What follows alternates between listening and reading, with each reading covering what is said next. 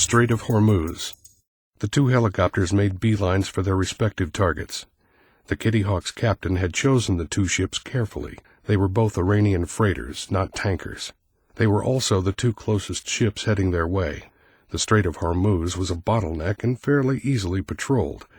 The Kitty Hawk and the rest of her fleet could wait and allow the ships to come to them, assuming the bomb-laden ship hadn't already passed them. It was dark and the two choppers were silent as they skimmed 30 feet over the water. The nest team had divided into two groups of 2 members each. One of the team members was holding the wand in the direction of the target boat, while the other 2 watched a tiny screen on what amounted to a small laptop computer. They flew in the dark and in silence. Only the faint glow of the heads-up display in the cockpit and the screen of the computer gave off any light at all. In the soft green glow, the chopper sounded windy but not helicopter-like as it rode through the air at 160 miles per hour. The co-pilot of the first chopper spoke quietly to his pilot, but all members of the team on board could hear the conversation. "Radar picks up at current heading 10 miles out. Time to target less than 4 minutes. She's heading straight for us at 20 knots. "Roger that. Maintaining heading." Dr. Diane Peters was in the back seat next to Dr. David Tompkins. She nudged him. 3 minutes, and we should be lighting up if we've got the right boat.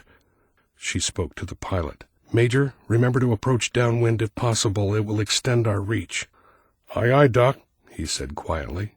As they approached their target, warning lights began flashing all over the control panel and heads-up display. The co-pilot was trying his best to sort through the continuous stream of computer alerts he was getting. The pilot asked 3 times if he should abort the mission, and 3 times the co-pilot told him to hang in there. He was working on it. The nest team tried their best to ignore them and concentrate on their monitor. The co-pilot finally came back on the headset. "Chief, I'm getting fuel alerts, but I know we're full. I checked manually before we left. I say ignore the damn thing. The problem's in the computer, not the fuel tank." "You willing to bet our ass on it?" asked the chief warrant officer, holding his course. "Roger that, sir. Hold our course." "Increasing to maximum speed and advise me of any changes in our warning system," said the pilot. "If we go down, maybe we can at least get a reading off that damn boat first. I'm advising fleet." The pilot changed channels and called back to the Kitty Hawk to advise the captain of their onboard computer system warnings and that they were continuing their mission. They were given clearance to proceed on their own judgment and were advised that a search and rescue helicopter would be dispatched on their same heading, but far enough away to avoid detection by the freighters.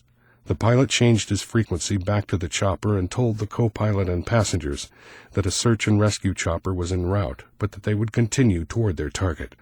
Meanwhile, aboard the submarine Pigeon, a 12-man SEAL team prepared their scuba equipment and weapons for a night dive and ship assault.